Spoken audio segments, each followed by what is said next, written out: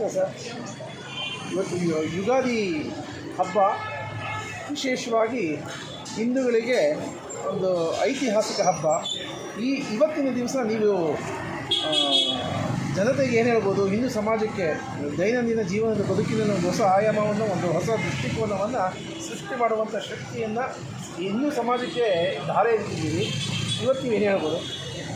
ಸಮಸ್ತ ಸನಾತನೀಯರಿಗೆ, ಭಾರತೀಯರಿಗೆ, ಭಾರತದ ಸಂಸ್ಕೃತಿ ಉಳ್ಳವರಿಗೆ ಹೊಸ ವರ್ಷದ ಆರ್ಥಿಕ ಶುಭಾಶಯಗಳು.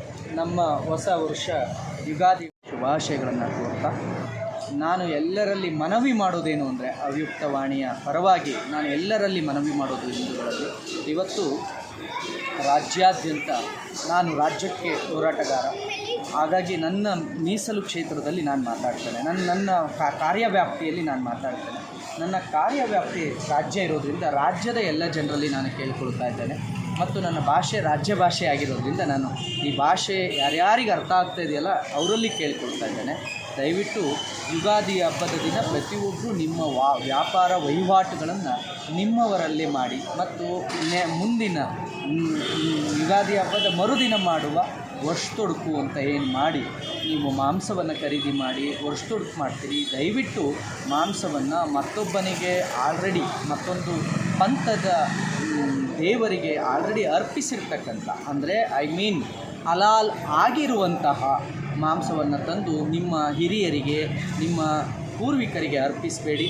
ನಮ್ಮದೇ ಆದಂಥ ಈ ಪರಂಪರೆ ಆದಂಥ ಜಟ್ಕಾ ಮೀಟ್ ಎಲ್ಲ ಕಡೆ ಸಿಗುತ್ತೆ. ನಮ್ಮ ಮುನೇಗೌಡರು ಕೊಡ್ತಾರೆ, ಅವರ ಸಂಪರ್ಕ ತೆಗೆದುಕೊಳ್ಳಿ. ದಯವಿಟ್ಟು ಭಾರತದ ಪರಂಪರೆಯಲ್ಲಿ ಭಾರತೀಯರ ಭವ್ಯತೆಯನ್ನು ಮೆರೆಯುವ ಹಾಗೆ ನೀವು ಕೂಡ ಜಟ್ಕಾ ಕಟ್ಟನ್ನು ಬಳಸಿ ಅಂತ ನಾನು ಹೇಳ್ತೇನೆ. ಜಟ್ಕಾ ಕಟ್ ಮೀಟ್ಗಳನ್ನು ತೆಗೆದುಕೊಳ್ಳಿ. ಹಲಾಲ್, ಎಲ್ಲ ರೀತಿಯ ಹಲಾಲನ್ನು ಬಹಿಷ್ಕರಿಸಿ. ಹಲಾಲ್ ಆಲ್ರೆಡಿ ಬಿಸ್ಮಿಲ್ಲಾ ಹೇಳಿ ಅಲ್ಲಾನಿಗೆ ಅರ್ಪಿತವಾದ ಮೇಲೆ ಅದನ್ನು ಈಗ ನೀವು ನೋಡಿ ತೊಗೊಂಡೋಗಿ ಮಹದೇಶ್ವರ ಬೆಟ್ಟಕ್ಕೆ ಹೋಗಿ ಪ್ರಸಾದವನ್ನು ಮಾಡಿ ನೈವೇದ್ಯ ಮಾಡ್ತೀರ. ಅದನ್ನು ತೊಗೊಬಂದು ಮತ್ತೆ ತಿರುಪತಿಗೆ ತೊಗೊಂಡೋಗಿ ಅದೇ ಪ್ರಸಾದವನ್ನು ಪ್ರಸಾದ ಮಾಡಲಿಕ್ಕಾಗತ್ತಾ? ಆಗಲ್ಲ. ಈಗ ಮಂಜುನಾಥ ಸ್ವಾಮಿಗೆ ಒಂದು ಹಣ್ಣುಕಾಯಿ ಮಾಡಿಸ್ರಿ, ಅದೇ ಹಣ್ಣುಕಾಯಿನ ತೊಗೊಂಡು ಬಂದು ಕುಕ್ಕೆ ಸುಬ್ರಹ್ಮಣ್ಯದಲ್ಲಿ ಕೊಡೋಕ್ಕಾಗತ್ತಾ? ಆಗಲ್ಲ.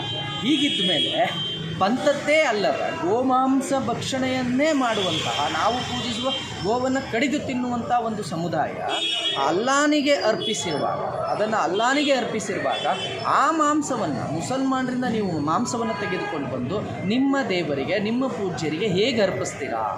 ಹಾಗಾಗಿ ನಾನು ಕೇಳೋದು, ನೀವು ಮಾಡೋ ಪ್ರತಿ ಕಾರ್ಯ ಅದು ಒಂದು ಧಾರ್ಮಿಕ ಕಾರ್ಯವಾಗಿರೋದ್ರಿಂದ, ಅದೊಂದು ಪೂಜ್ಯ ಕಾರ್ಯವಾಗಿರೋದ್ರಿಂದ, ಅದರಲ್ಲಿ ಶ್ರದ್ಧೆ ಭಕ್ತಿಯ ಜೊತೆ ಅಷ್ಟೇ ಪಾವಿತ್ರತೆ ಬೇಕಾಗಿರೋದ್ರಿಂದ ಮುಖ್ಯವಾಗಿ ನೀವು ಮಾಂಸ ಖರೀದಿ ಮಾಡಬೇಕಾದ್ರೆ ಹಲಾಲ್ ಮಾಂಸವನ್ನು ಬಹಿಷ್ಕಾರ ಮಾಡಿ ಜಟ್ಕಾ ಮಾಂಸವನ್ನು ತೆಗೆದುಕೊಳ್ಳಿ. ಇನ್ನು ನೀವು ಗೋಧಿ ಹಿಟ್ಟು ಇಂದ ಹಿಡಿದು ನಾಳೆ ಮೈದಾ ಹಿಟ್ಟಿಂದ ಹಿಡಿದು ಸಕ್ಕರೆ, ಬೆಲ್ಲ ಎಲ್ಲವನ್ನು ತೆಗೆದುಕೊಳ್ಬೇಕಾದ್ರೆ ಯಾರ ಹತ್ರ ವ್ಯಾಪಾರ ಮಾಡ್ತಿದ್ದೀರಿ ಅನ್ನೋದು ಬಹಳ ಸೂಕ್ಷ್ಮವಾಗಿರಲಿ.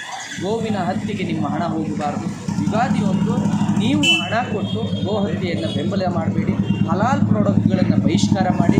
ನೀವು ಕೊಡುವ ಹಣ ಸೈನಿಕನ ಹತ್ಯೆಗೆ ಬಳಕೆ ಆಗಬಾರ್ದು, ದೇಶದ ಭದ್ರತೆಗೆ ತೊಂದರೆ ಆಗಬಾರ್ದು. ಹಾಗಾಗಿ ಎಲ್ಲ ಹಲಾಲ್ ಪ್ರಾಡಕ್ಟ್ಗಳನ್ನು ಬಹಿಷ್ಕಾರ ಮಾಡಿ ಎಲ್ಲ ವ್ಯಾಪಾರವನ್ನು ನೀವು ನಿಮ್ಮವರಲ್ಲಿ ಮಾಡಿಕೊಳ್ಳಿ. ಯಾರಿಗೆ ಭಗವಂತನ ಮೇಲೆ ನೀವು ಆಚರಿಸುವ ಆಚರಣೆಗಳ ಮೇಲೆ ನಂಬಿಕೆ ಇದೆಯೋ ಅಲ್ಲಿಂದ ನೀವು ವ್ಯವಹಾರವನ್ನು ಆರಂಭಿಸಿ ಅಂತ ನಾನು ಅವ್ಯಕ್ತವಾಣಿಯ ಮುಖಾಂತರ ನಾಡಿನ ಜನರಲ್ಲಿ ಕೇಳ್ತಾ, ಎಲ್ಲರಿಗೂ ಮತ್ತೊಮ್ಮೆ ಅವ್ಯಕ್ತವಾಣಿಯ ಎಲ್ಲ ಸಂಸ್ಥೆಯ ಎಲ್ಲರಿಗೂ, ಕಾರ್ಯಕರ್ತರಿಗೆ ಮತ್ತು ವ್ಯವಸ್ಥಾಪಕರಿಗೆ, ಹಾಗೆ ವೆಂಕಟೇಶ ಅಣ್ಣನವರಿಗೆ ಮತ್ತು ಎಲ್ಲರಿಗೂ ಕೂಡ ಮತ್ತೊಮ್ಮೆ ಹೊಸ ವರ್ಷದ ಹಾಗೂ ಯುಗಾದಿ ಹಬ್ಬದ ಶುಭಾಶಯಗಳು. ಇಡೀ ಈ ವರ್ಷ ನಿಮಗೆ ಬೇವು ಬೆಲ್ಲದಂತೆ ಇರಲಿ, ಸಿಹಿ ಕಹಿಗಳು ಕಷ್ಟಗಳೆಲ್ಲವೂ ಸಿಹಿಯಾಗಿ ಮತ್ತು ಸುಖದ ಕಡೆಗೆ ಬರಲಿ ಅಂತ ಕೇಳ್ಕೊಳ್ತಾರೆ.